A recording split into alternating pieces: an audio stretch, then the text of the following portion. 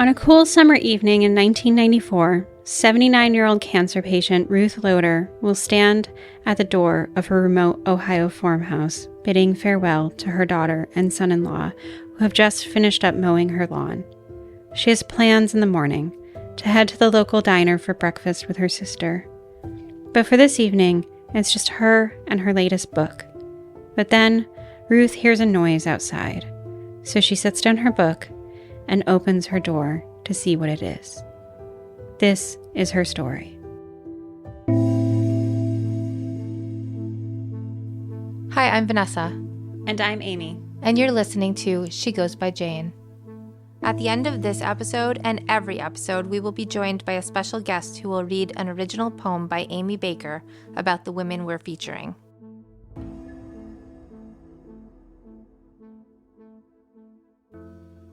Hi, Vanessa. Hi, Amy. Vanessa, before we begin, you never know, of course, we've talked about this, what we're talking about in a given day. I never know what I'm talking about. No, I'm joking. I never know what you're going to talk about. You never know what we're talking about here. Right. I never know what I'm going to talk about here. Yes. And yeah, so this case, I just to be clear before you and I begin and before anyone listens, this one just emotionally, just wrecked me. Right. So this is how we started today. Yeah. Amy arrived and then immediately told me that she needs to get this case out of her head because it's taking a mental toll. Yes. And then I'm like, great. So that means you're going to put it into my head now. Right.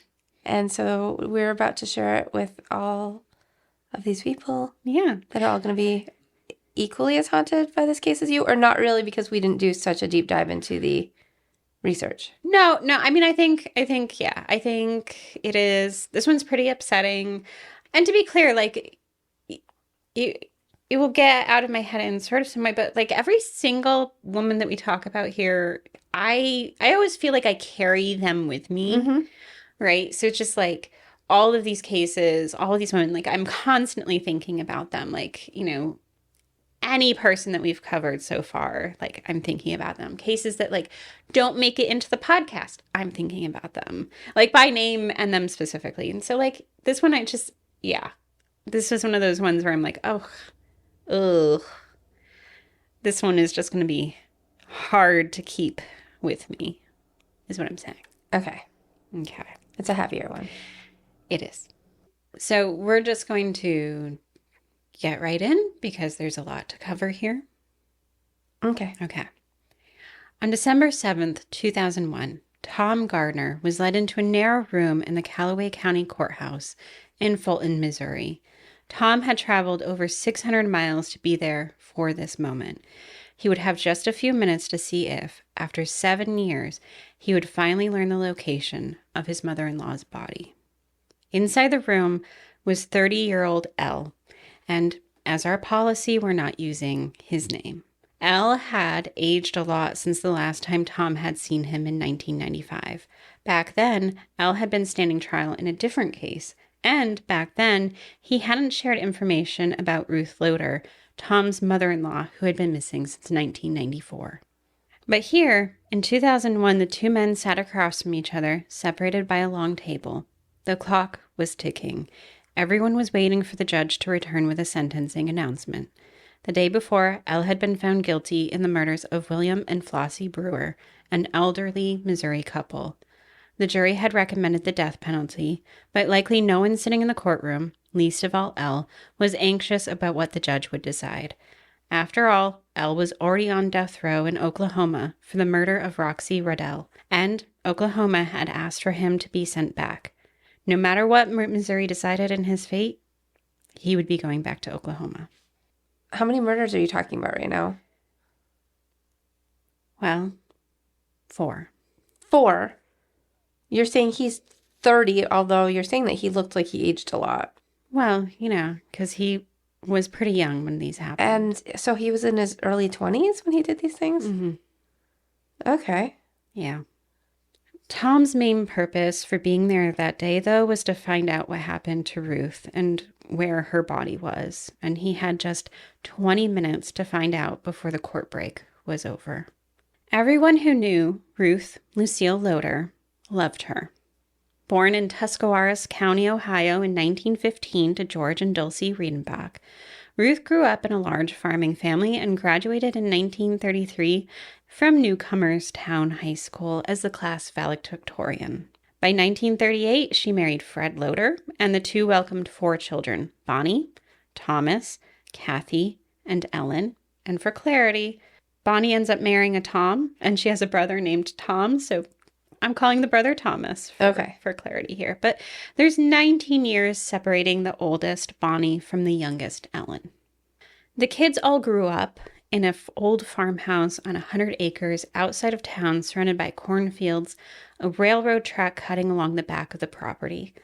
All the kids could remember times when men walking along or riding the rails would stop by their mother's porch, hoping for some food. They'd come to the door, and Ellen said, Mom didn't want to give them money because they might buy alcohol with it, but by God, she fed them with what she had on the counter. And every time someone stopped by, the kids could remember dashing inside to fix their own peanut butter sandwiches so they could eat with the men on the porch. Like many Midwestern families, Ruth had grown up poor, and the stigma attached to it was something that she carried with her for the rest of her life. Ruth and Fred worked hard to provide for their family, and for them, this meant that both of them took jobs outside of the home. At various times, Ruth worked for the deli department of the IGA, and she also worked at Bates Metal Products. Eventually, after her kids were grown, she worked and retired from General Electric in Port Washington. Tragedy would strike the family in 1982, though. A little over 1 month after their 44th wedding anniversary, Ruth lost her husband Fred in a car accident. Now, this loss deeply impacted the family, and even though 3 out of the 4 kids had moved away from their small town, they all reconvened, gathering around Ruth's kitchen table to mourn the loss of their father. In the coming decade, Ruth lived alone in the old farmhouse, and as a widow, developed her own routines. Practically every morning would find her down at the port truck stop having breakfast, usually in the company of her younger sister, Pearl. And in many ways, life sort of carried on for them. But then sometime around 1994, Ruth learned that she had colon cancer. Treatment was incredibly hard on her. Already a tiny woman, the 5'2" Ruth, her weight plummeted below 70 pounds. Eventually, she was hospitalized for removal of a malignant tumor on her colon. But even this didn't stop Ruth from maintaining her sense of humor. Even ill and hospitalized, she playfully flirted with her doctors, saying things like, I'm a red hot mama. That's adorable. That is, when they were asking her how she was feeling. By the point that she was discharged from the hospital, 79-year-old Ruth was still feisty, but frail. But she was determined to start feeling better, tracking the pathway back to a healthy weight on a chart that she pinned on her kitchen wall. You already mentioned that the couple that he killed was elderly. Mm-hmm. She's getting up there. Mm-hmm. Is the other victim elderly also? No, Roxy was in her 30s. Okay. So on Monday night, August 29th, Bonnie, Ruth's oldest daughter, and her husband Tom finished mowing her mother's lawn.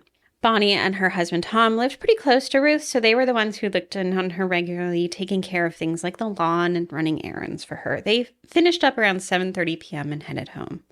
When Bonnie left, Ruth was standing in the doorway. Ruth was in her pink and white striped nightgown, and though it was August, the night was pretty chilly, so she threw on her old brown sweater, wrapping it around herself as she stood in her doorway to say goodbye. We'll see you tomorrow, Mom. Have a good time with Aunt Pearl, Bonnie remembered calling out as they left. Pearl was set to pick up Ruth in the morning so they could head to the port truck stop for breakfast. Ruth still owned her 1980 Buick Skylark, but since her surgery and cancer treatments, she'd relied on other people like her sister to help her get around for the past 4 months. Ruth was starting to feel well enough, though, that she was thinking about hoping to try out driving again the next day. The next morning, Pearl arrived at 7:50 a.m. and waited for her sister. Pearl was surprised to see that her sister's car wasn't in the driveway. And when Ruth didn't come out of her house, Pearl tried knocking and calling out to her. Still, Ruth didn't come to the door. Fearing something might be wrong, Pearl drove to Bonnie and Tom's house. Now, Tom was a retired police officer, so he went to check out the house first. Like Pearl, Tom didn't get an answer, so he circled around the back of the house. That's where he found the back door kicked in, the framing splintered across the floor. From inside, he could hear Ruth's alarm clock going off, set for 6:45 a.m., like it always was. When Tuscarawas police were called, they were already dealing with a separate missing persons report. 16-year-old E was missing from his father and stepmother's house, and with him, his father's .22 caliber pistol. Okay, so this kid is missing. But why are we calling him by his initial? I know the other guy is L. Yeah, so there's two here for clarity, and I am using E.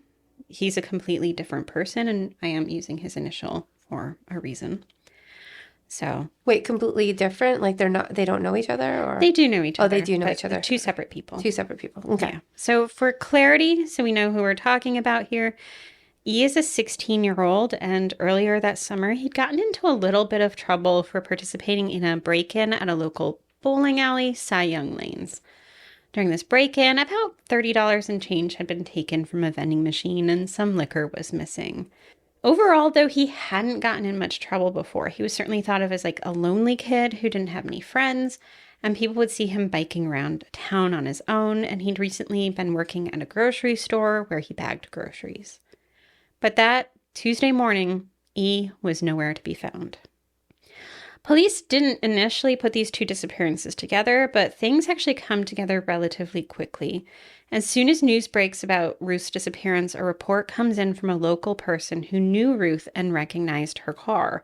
This woman said that she'd seen Ruth's car around 9 to 10 p.m. on Monday night and was actually just really surprised to see it. Ruth, after all, hadn't been driving in a while, so seeing the car at night had to have been startling. This is one of those towns where everyone knows. Everybody's business. Yeah. But what was even more surprising is that it wasn't Ruth driving the car, but a man with long, dark hair. So she kind of vowed to ask Ruth about it the next time she saw her. But when reports of Ruth missing reached her, she knew immediately that what she had seen was important. So with her help, police were able to identify the driver as 22-year-old L. Okay. Now, L was not a local. He was born in Oklahoma and had first entered into the juvenile justice system by the age of 10 for breaking and entering. Not long after, he was sent to foster care for car theft. By the time he reached adulthood, he hitchhiked from Oklahoma to Ohio, ending up at a craft fair where he met a woman named Susan. And in 1992, shortly after the birth of their son, the two were married. Now, things were not great between the two of them from the start. They were living in a travel trailer parked in an alley of Susan's hometown of Newcomerstown. Susan would later say that he often raped her and that he didn't know the word no. But his abuse wasn't just directed at her. He was often angry at their son for crying. And in one instance, he took their 3-month-old outside when the baby's cries interrupted the movie that he was trying to watch. There, he started screaming at his infant to stop crying, or else he would throw him against the trailer. Yeah. And then he shook his son so hard that he damaged tendons in the kid's limbs. And then, inexplicably, he bit his son so hard on the stomach that the boy bled. So he's really, really a disturbed person. Also, yes. Is he still a teenager at this point? So, yeah, so he's, late teens. When he gets married and has this. Yeah. Okay. Yeah. So what ends up happening, what gets him some prison time as an adult, because he actually has like a juvenile record, but as an adult, he actually steals a boat that he took on a joyride down the Tuscarawas River, and that gets him jail time. But by August 15th, 1994, though, he got out of jail after serving an 18-month sentence. Jeez, so his wife and baby had a bit of a break. Does he go back to them, or? At this point, they're estranged. Okay. Yeah. So it might seem like an odd pairing, like this lonely 16-year-old E, and then you have L, who's a 22-year-old father with a record. But the two seem to click. This wasn't surprising to Susan, who again is now estranged from him. She said L would often hang out with teenagers, preferring their company because they tended to be more impressed with him than the adults were. Okay. Yeah. And like E, L was now missing from the small town of Newcomerstown. Now, police were likely putting two and two together here relatively quickly. A search of Ruth's home had yielded a few clues. Ruth was a fan of romance and adventure novels, and her latest book seemed to have been set down, and her glasses that she needed for reading were not far away. Given this, they thought it was possible that she had disappeared earlier in the evening, likely not long after Bonnie and Tom left. Also missing from her home was a telephone cord and about $40 in cash. Missing as well were her guns. She'd kept them handy after a break-in in her home 5 years before, but prior to that, her kids remembered her picking off groundhogs that appeared in her backyard. A regular Annie Oakley, they'd say. But what was unsettling to all of the family members as they converged at Ruth's home once again was that her cancer and heart medications were still in the house. Two of Ruth's daughters were nurses and knew that without those medications, Ruth's life hung in the balance. Her daughter Ellen said, "I knew she was in a weakened condition. She wouldn't live long without her heart medication, 2 to 3 days." An all-out search was launched for Ruth with teams of friends, family, police, and FBI combing the county looking for her. Time was of the essence. And then they got the call. On September 1st, 2 days after she was reported missing, Ruth's dusty red Buick Skylark had been found about 50 feet into a farmer's field on County Road 147 in Kingdom City, Missouri, a good 650 miles away from Ruth's farmhouse in Ohio. The farmer who owned that field, Frank Watson, had found Ruth's car in his hayfield that Wednesday afternoon. Given that he was states away from where Ruth went missing, he didn't know about her, but he could see that whoever had driven the car had driven through the field and done some circles before apparently came to a stop, stuck in the mud. He said that everything had been emptied out of the car and scattered on the ground. When police arrived, they ran the Ohio plates and realized it belonged to Ruth Loader. A search of the vehicle showed that there weren't any signs of a struggle or violence, but the car looked like it had been run hard, and according to an investigator, it was smoking. A search of the fields around the car proved fruitless. Ruth wasn't there.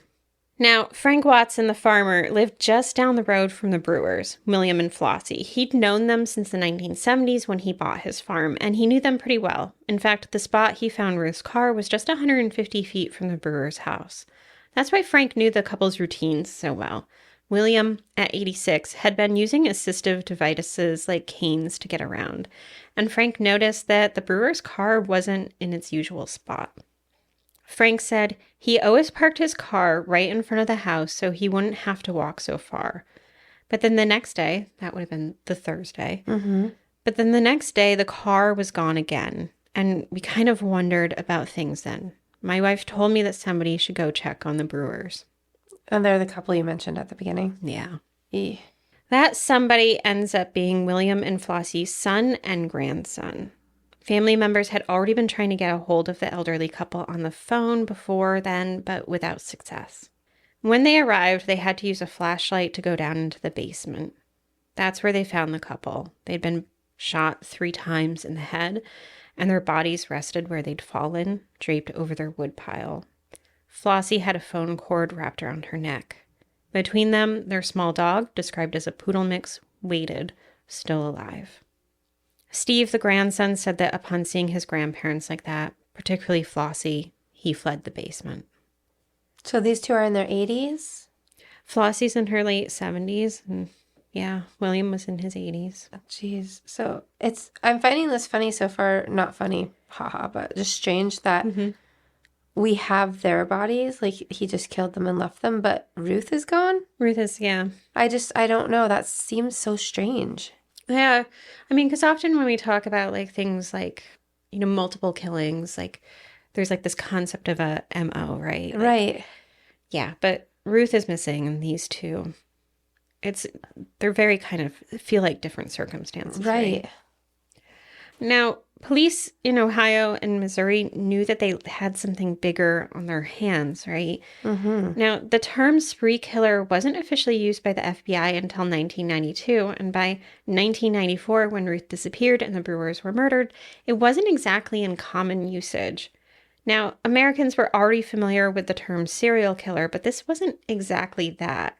Serial killers had what is referred to as a cooling off period, or a gap of time between killings. And the quick succession of these crimes didn't fit that profile. Despite lacking the terminology, police likely knew that the perpetrators of these crimes needed to be caught quickly before they struck again. When the news of the Brewers being murdered reached Ruth's family, it's likely that they realized the possibility of her being found alive was slim. It had already been 3 days without access to her medications, and her car was found at the scene of a double homicide. Well, like the newspapers at the time tried to soften it by saying these crimes might be connected, but it's clear they were, right? Yeah, exactly. Now, there was still a full-scale search that included ground and air searches, but hope was in short supply. By September 3rd, the sheriff's office in Tuscarawas County officially filed arrest warrants against L and E for burglary and kidnapping. The FBI followed the next day, filing federal warrants against the two, charging them with unlawful flight to avoid prosecution. Now, because at this point, L and E's associates back in Newcomerstown were talking, and what they had to say wasn't good. Back in Newcomerstown, the kids were saying that E had wanted to leave Newcomerstown, a town that he thought had nothing to do. And L had talked about looking for a car to steal and that he planned to go out like Jesse James. Everything pointed to the idea that there was more to come, but E's family remained steadfast in their support of him. Now, this is the 16-year-old, right? Right. Yeah. Like, in the papers, his father begged E to return himself in, like, for sure, right? Mm-hmm. But it was his belief and E's stepmother's belief that E could be in danger himself, perhaps even held hostage by L. Police knew the two were likely in the Brewer's car, which was an Oldsmobile Cutlass, since that was missing from their home, but that was just, like, the only lead that they were really working from. I think not only as a parent, but as anybody, it's hard to believe that somebody who's 16 would be capable of doing these things. Mm-hmm. So I get the parents, like, trying to support him, trying to think, like, give him the benefit of the doubt on this. Right. Are they the youngest we've covered? In terms of perpetrators? Yeah. Yeah. I feel like we've had others in their, like low 20s, but I don't think we've ever talked about a teenager committing these crimes. Right. So, like, just the fact that there's a 16-year-old being sought. Right. And yeah, so his parents, like, you know, essentially they're processing this. Like, to them, L is older, right? Not much, but yeah, he's definitely older. Like, I mean, he's essentially at this point, you know, he's not much older, but he's an adult with a kid. Right. And also he already has this, like, built-in criminal history. Mm-hmm. E, on the other hand, he's 16. The most he's gotten in trouble for is, like, this, like, break-in, right, at the bowling alley, which of course would have been upsetting, but it's not like, well, it's $30 and, like, a break-in somewhere. It's typical kid stuff, right? Like, if a kid is going that way, you know. Yeah, but this isn't.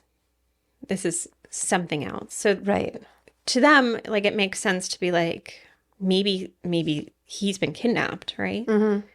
And that's when essentially a new report comes in. 37-year-old Roxy Ruddle was found near the north side of Lake Stanley Draper in Oklahoma City. She had been shot to death. Now, Roxy had found herself in the Lake Stanley Draper area because she couldn't sleep. Roxy had spent most of her life doing labor in male-dominated fields like truck driving. In fact, that's where she met her husband of 2 years, and the two often worked together as driver and co-driver. The two were living with her husband's mother, and they were saving up to get a place of their own. But Roxy's biggest dream was having her own ranch filled with animals. She actually owned 20 horses already, having paid for them with her trucking income and boarding them at a nearby facility. And she took in every stray cat and dog she found, adopting them out only when she was sure their adopters would care for them in the same way that she would. So it's with these goals in mind that Roxy had gotten a second job less than a month before, working security at Lake Stanley Draper. Now, Roxy, in her work life, often worked night shifts, and that schedule is hard to, adjust to. So when she couldn't sleep after work on Saturday, September 3rd, she grabbed her fishing gear and headed back to the lake. He was just 15 minutes drive away. But Roxy wouldn't make it home. James Hale and his friends were out on dirt bikes that Sunday when James caught a glimpse of something off the path as they passed by. He wanted to stop to try to get a better look, but his friend didn't want to. "Oh, that's just something left over from last Halloween," the friend said. James, though, disagreed, and the two couldn't turn their dirt bikes around because the trail was so narrow, so they went forward, planning to backtrack once they could turn around at the ranger station. Instead, they found the trail blocked by a car. Later, the authorities would inform them that the car belonged to William and Flossie Brewer, who had just been murdered in Missouri, and that what they'd seen off the trail wasn't a Halloween decoration. It was Roxy. Missing from the area was Roxy's 1991 silver and gray pickup truck. Now, I feel like there was another story that we've covered before where somebody thought it was a Halloween decoration, too. Mm-hmm. That seems to be such a strange thing that people are just like, oh, yeah, that's just a Halloween decoration. And then it's absolutely not. Yeah, so I think it's just like it's hard for the brain to process that, like, this horrific thing could be. Right. It's just, it puts these people in it. such like an innocent place where they're just like, oh, it's just a Halloween decoration. Yeah. And yeah. Yeah. Now, we're now at mid-afternoon on Monday, September 5th, and that's when two people stop outside a remote house in New Mexico, about 15 miles away from Santa Fe. The two got out of the pickup truck that they were in and asked the homeowner if they could have some gas and maybe some money. The male homeowner gave them a few gallons while his wife watched from inside the home. She thought the two of them seemed suspicious, and they seemed to be sizing up some other men who were working nearby, but they left without incident.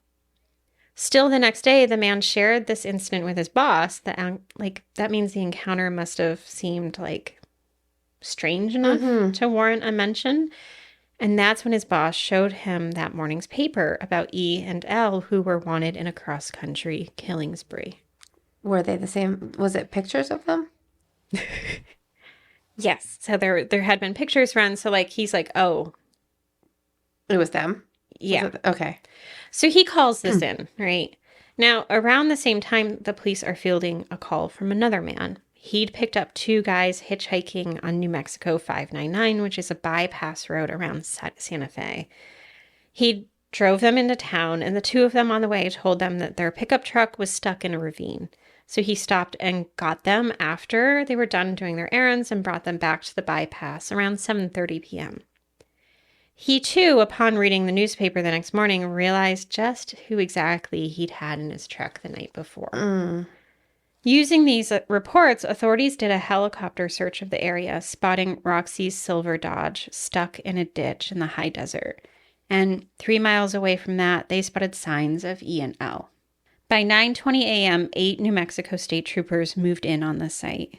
Asleep in a culvert were E and L. Now, authorities had believed that the two of them were primarily moving at night and sleeping during the day, and this confirmed that.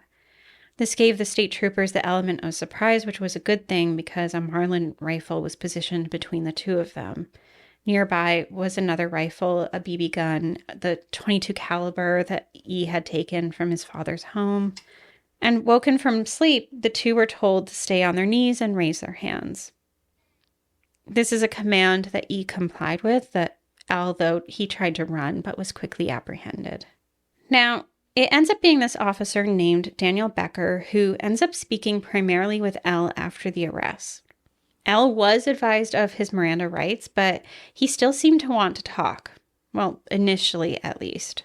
When Officer Becker asked him specifically about what happened in Ohio, though, he asked to go on to the next question. When he asked him about Missouri, he said he didn't remember being there.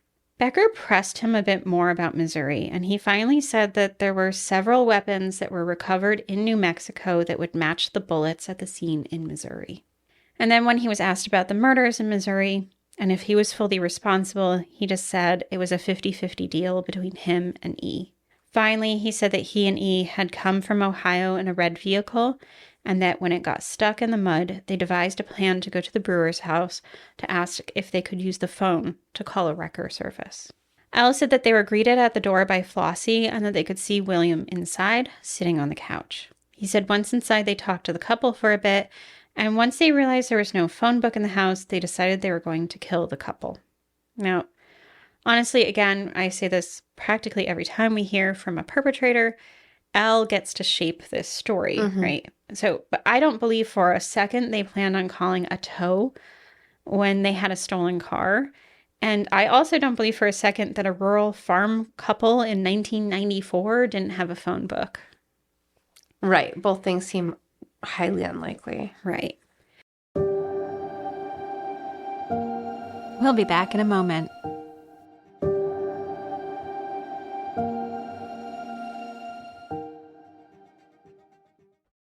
Now, Elle claims that they tied up Flossie's hands behind her back with a phone cord and then led the couple down the stairs to the cellar.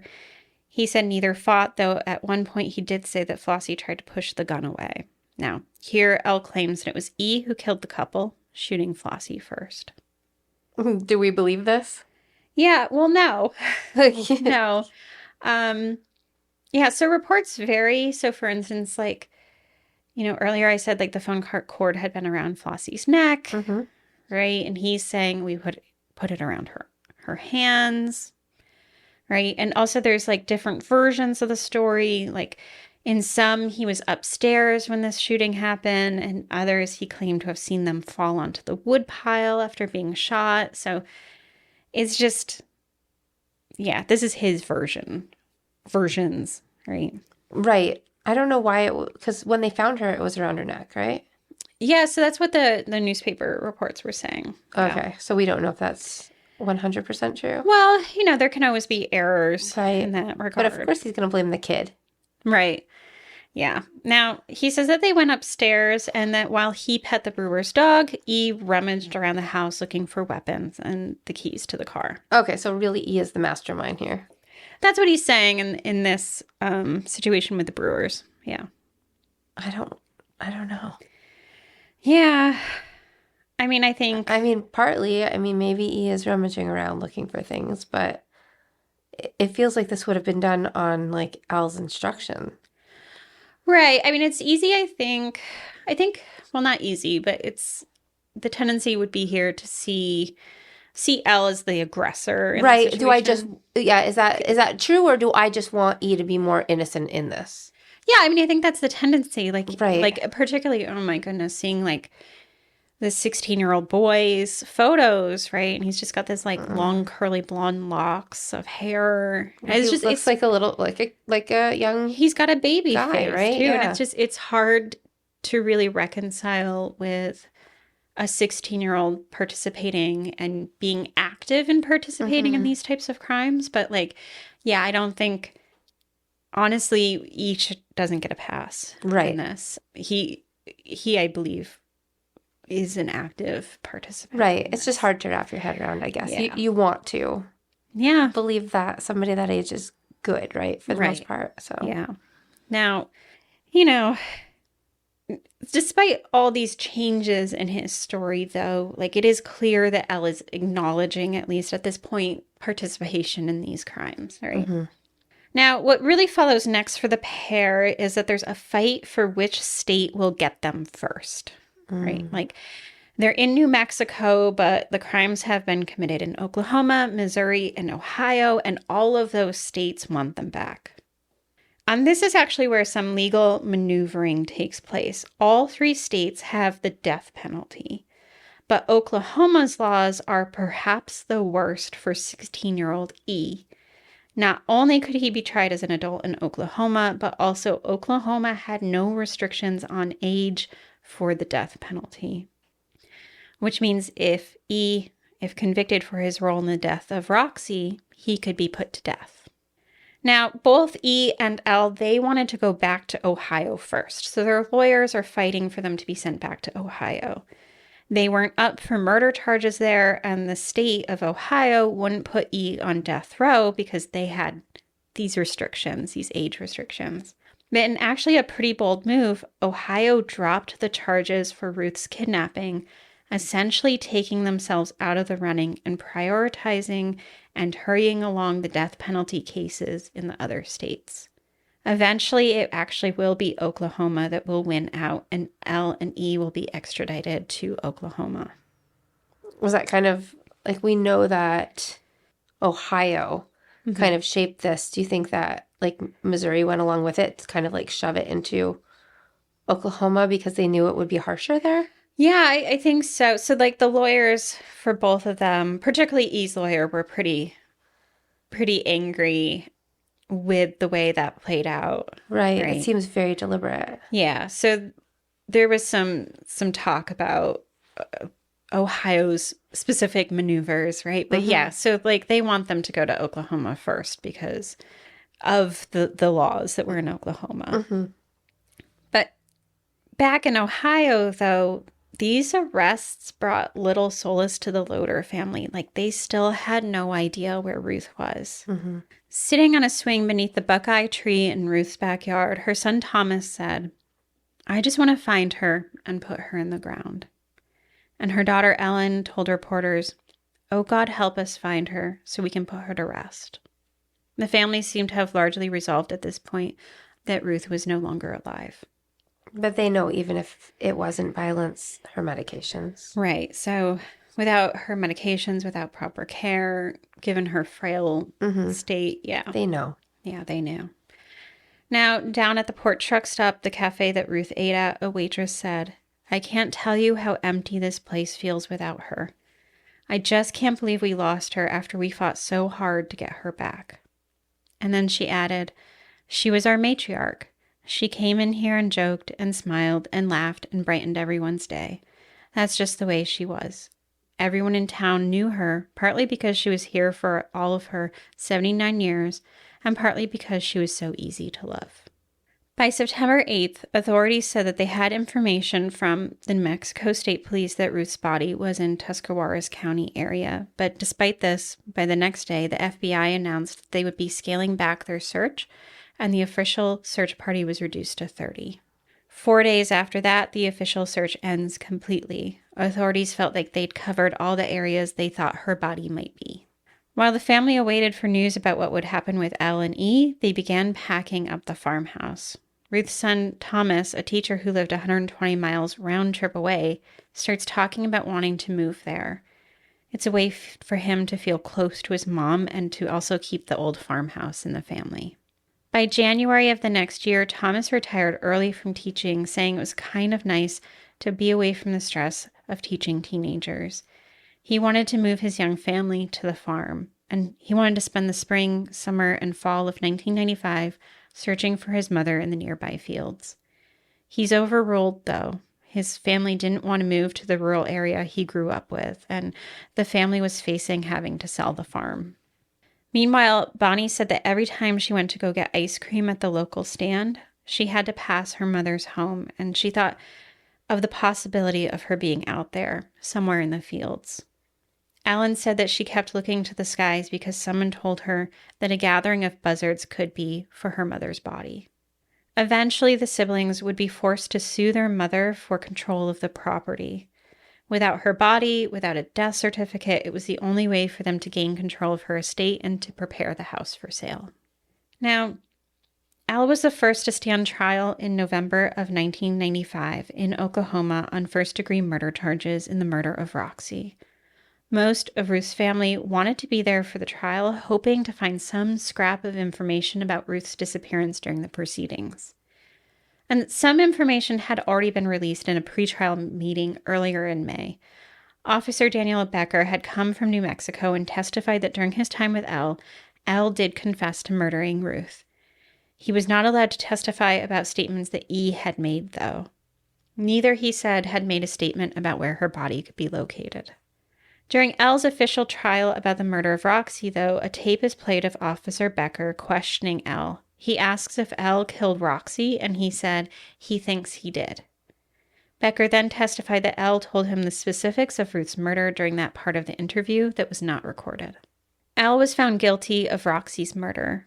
During the sentencing phase, his attorneys brought in his mother and sister, who testified about L's experiences in childhood, which included the abuse he suffered from all three of his mother's husbands, his learning difficulties, and the poverty he experienced in childhood. So what are they using that for? Just saying that because he had a tough life, he chose to murder people? Well, so basically, there's this chance they're there for character witnesses, right? And kind of framing his experiences is also a way for them to try to not have him get the death penalty, right? They're hoping for some leniency there. This is not leniency that the judge ultimately decides to go for. But some of Ruth's family, though, was there for this. And Thomas, her son, he wanted to be there because he hoped he could give some sort of victim impact statement or question where his mother was. But because Elle wasn't on trial for Ruth's disappearance or likely murder, that wasn't possible. Instead, in the courtroom, Ruth's daughter, Bonnie, and her husband, Tom, listened on, and actually this experience fundamentally changed how they saw Elle. They understood in some ways how brutal Elle's upbringing had been. Really? So it did change them a little bit? It did. It's funny because, like, a lot of people are abused. Yeah. A lot, but not a lot of people are murderers. Right. So, I mean, this is like one of those instances. I mean, I think, like, I've always made clear, like, I'm anti-death penalty, right? Right. Ruth's family is not. Okay. Like, ultimately, they believe that, yes, he should get the death penalty. And even Bonnie and Tom, right? But it still changed how they viewed the situation. Mm-hmm. And, you know, yeah, I've not had that experience, so it's not for me to say how they should feel about it. But no, I'm not saying how they should feel about it. I'm just saying that it's like, it is one of those things. Definitely, I think abuse and things like that can lead somebody down the wrong path. Mm-hmm. But I'm just saying that there are so many people that are abused and don't go this way either. So it's one of those things, like, it's hard to, and not in relation to the death penalty, but just like in relation to things people do. Like what he went on to do, right? Can we have compassion but still not forgive somebody? Yes. Right? Like. Right. So, yeah, this is one of those situations where, like, it can change kind of how you view it, but he still did those things. He still did those things. So they still believe personally that he should have gotten the death penalty. And he is given the death penalty in Roxy's case. But it did kind of change the scope of how they interacted with the situation. Just because they're good people. Yeah. Like, you know what I mean? It's almost like, I don't want to say manipulative at that point, but it changes how you think about it, but not always. Right. I don't know. I have a hard time with this because I'm like, I do like to, when somebody does something milder, I'm like, okay, well, they're acting out because they have been through a lot. But when it's elevated, but when it's this far, clearly you know right from wrong at this point. This isn't, blowing off steam. This is murder. Yeah, and like, It's multiple. This it's is not hard, like it's one accidental thing because something went too far. This is deliberate murder. Yeah. And like, honestly, when I see things like Elle, right? And I think about like what justice is and what the justice system is, like I am probably like quite fringe in my like belief system about like the justice system. But like I think like, okay, if we don't want things like this to happen in the future, right? Like how do we change that, right? Right. Like this kid from the start, like he's 10 years old and like already knows law enforcement. Right. I mean, and then he's this young father who's raping his wife. Yeah. And biting his baby. Yeah. There were red flags right all the way through. So did it have to get to this point? Is that what you're saying? Like, so at what point could we have intervened? Yeah. What kind of interventions could have happened when he was experiencing abuse, when he was experiencing poverty, when he was experiencing all those things? Well, and I firmly believe that too. Like, had he gotten the right therapy, medication, adults in his life. Yeah. How might it never have gotten to the point where even, when we get to the point of him like abusing his wife, right? Like, how do we even prevent all of that stuff from happening, right? Right. And I think that firmly falls on the way the adults surrounding the situation respond to the situation. Yeah. Yeah. So, yeah, I think this is like I see what you're saying. Yeah. Now, like it's not so much what he did at this point. It's what happened to get him there. Like what didn't happen to get him there. Happen. Yeah. Now, E's trial, though, the 16-year-old, like this is different. Yeah. I'm still having a hard time with the 16-year-old.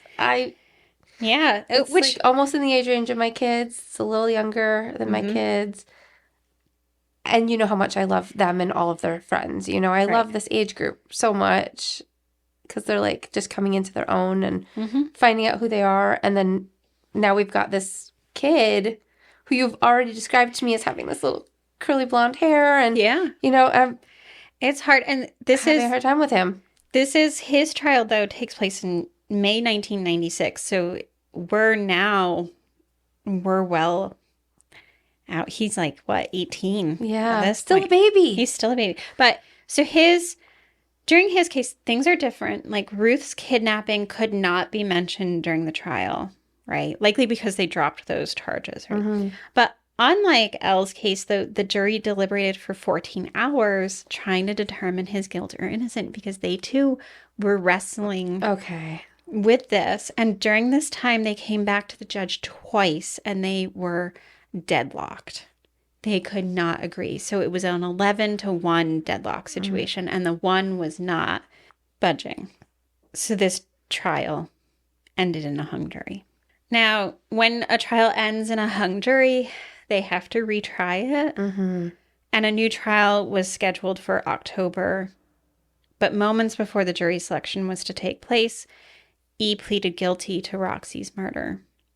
Previously, it had been made clear that no plea agreement would happen unless E would talk about what happened to Ruth. And in a written statement, E said that he would cooperate with authorities in Ohio in their search for Ruth. Now, even from the start, locals and Ruth's family had their doubts about the usefulness of E's help. Local Florine Lawrence said, "I don't think we hold out much hope that kid is going to be honest." And really, others shared that sentiment. In the fall, E was quietly brought back to his hometown. Ruth's family was not informed of his presence in the area. E claimed that he didn't know where Ruth was, but instead showed investigators various areas around the county. He said that when he and Al used to drive around together, Al would point to various locations and claim that these were good places to hide a body. Subsequent searches of those locations that E indicated, again, proved fruitless. In 2001, Al was once again in court, this time facing the murder charges in the murders of William and Flossie in Missouri. And that's where Tom, Ruth's son-in-law, purposely drove to, hoping at long last to find out answers to where Ruth was. Now, by this point, Al had already been on death row for 6 years. It had been 7 years since he participated in the kidnapping of Ruth, and Tom was right. After all this time, he was ready to talk. But he had just minutes with Al before the court recess ended. Al needed to talk, and he needed to do it quickly. On the night Ruth was kidnapped, Al said that he and E decided it was time to get out of town. They set out on foot from Newcomers Town looking for a car to steal. They followed the railroad tracks for miles until they came to a small farmhouse outside of town. A red Buick sitting outside a garage. The two started looking around for some keys when Ruth came outside, startled by the sound. Given the evidence, Ruth must have made her way back inside, and the two kicked in the door to come after her. Al would tell Tom that there was some short fighting between them all, and that he and E ended up tying her up with a red phone cord. From there, they put her in the trunk of her own car. Al said that night, he and E crisscrossed the back roads of Tuscarawas County with Ruth in the trunk, stopping along a guardrail. When they got Ruth out of the trunk, Ruth said to them, "You might as well kill me because I have cancer." And they did, shooting Ruth 3 times in the head. Al said they threw her body over the guardrail, leaving her there. Now, in that narrow Missouri courthouse room, Al said that he would try to draw a map the best he could to help them find Ruth's body. And though he did, a later search of that area didn't turn up Ruth's body. Al's map was wrong. Al was sentenced to death for the murders of William and Flossie, but sent back to await execution for Roxy's death. In his meeting with Tom, Al had asked for forgiveness in Ruth's murder. Tom said he thought back to learning of Al's childhood during the trial for Roxy's murder, and he thought, how could I not forgive him? Tom he's just so good. Yeah. He has clearly a very big heart. Yeah, I mean, this is where it's like, It's hard, right? And also maybe for Tom and Bonnie, maybe it's easier for them to, like, do that.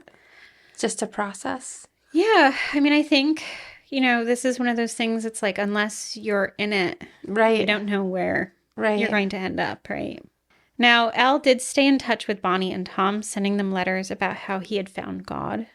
The last one was a photograph with a Bible inscription that he sent 1 month before his execution. On July 1st, 2003, at 8:11 p.m., Al was pronounced dead after receiving a lethal injection at Oklahoma State Penitentiary. He was the 860th person executed in the United States since 1976, and the 693rd person to be executed by lethal injection. E remains in prison, sentenced to life. I feel like, though, Tom saying that, like, forgiving him, considering that this young man ended up dying, Yeah. was probably actually the healthiest thing for him. Yeah. At that point, how do you carry that much anger into something? Yeah. Like, we're ending a horrific story with a horrific story. Like, there's nothing good in it. There's no good here. There's no good. It's not resolved in a way that anyone can get past in a smooth way for their own mental health. Yeah. So, especially, I don't know, like, there's a few things. What would have happened had Ruth not come out of the house that night? Not blaming Ruth at all, but just, like, had she slept through that, what would have happened? They wouldn't have killed her, and would they have killed other people after? Like, all these things are, like, so interconnected, and, like, one thing changes another, right? Right. So, I mean, I don't know. I think, like, were they actually, at just that point, just, like, in this thing where they were. So it's hard, and I don't think Elle, because Elle is really the most talkative of the two. Right.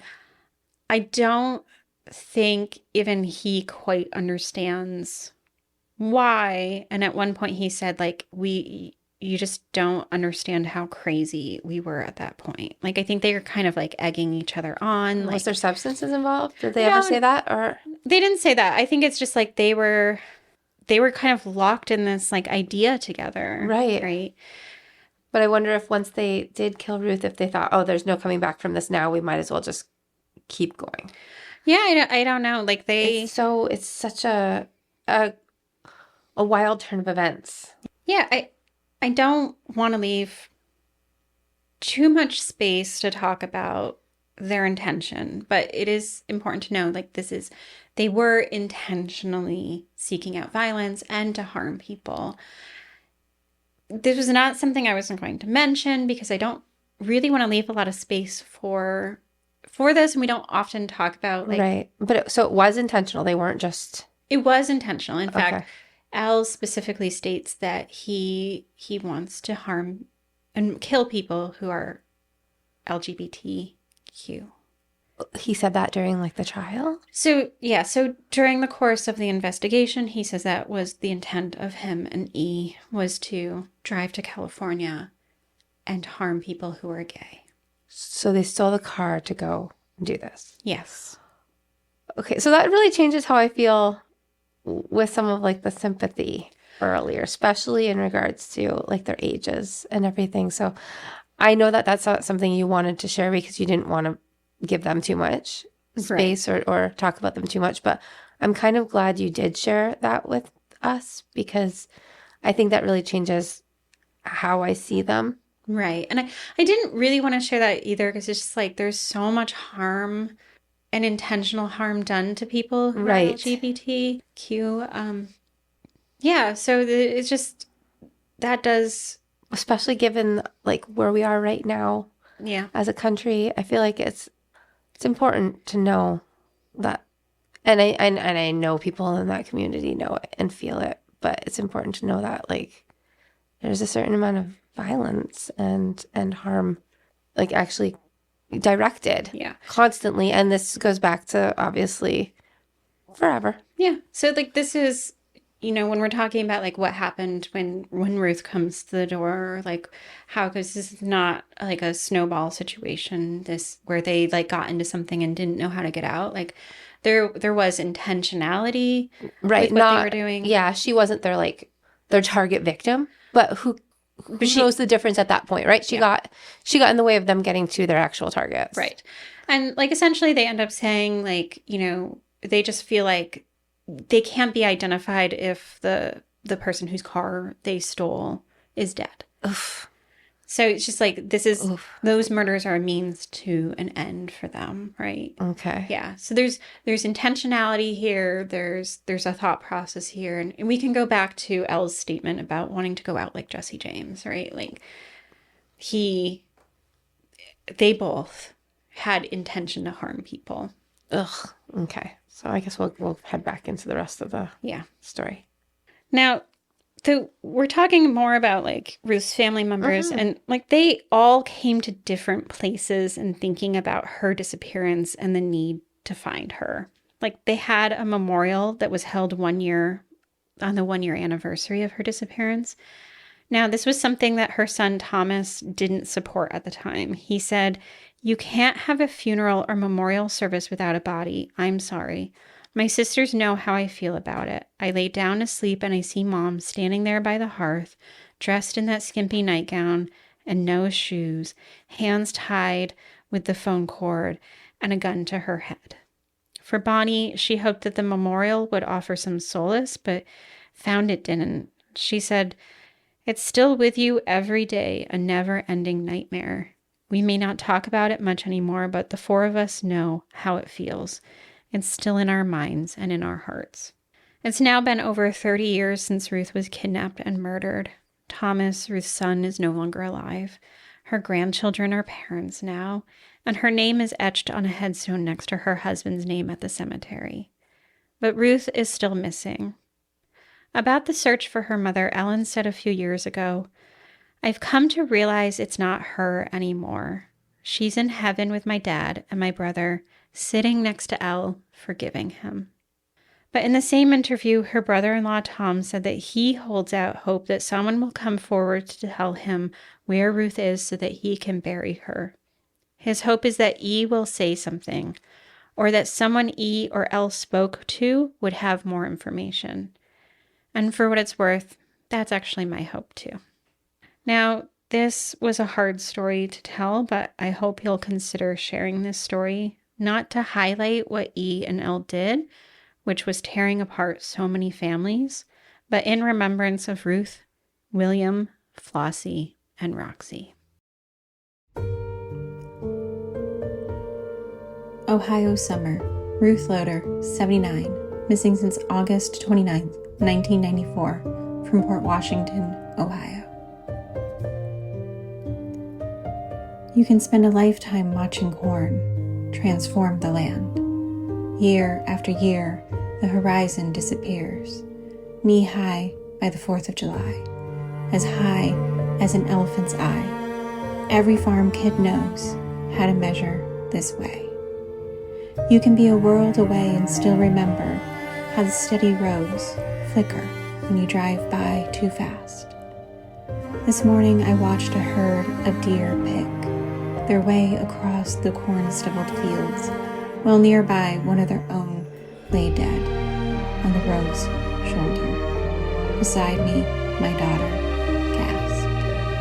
"I know," I said, instead of thinking of the doe, her last breath coming too soon. I was somewhere in Ohio, beside a 100-year-old farmhouse that creaks with the wind so often that it feels like every generation it has sheltered still lives inside. I thought of the small reading light, fighting back that growing August dark, and the delicious chill of the evening air. For a second, I could hear them again, too, their voices rasping, like the spent stalks, just as a woman, now all these years gone, closed her book and got up to see.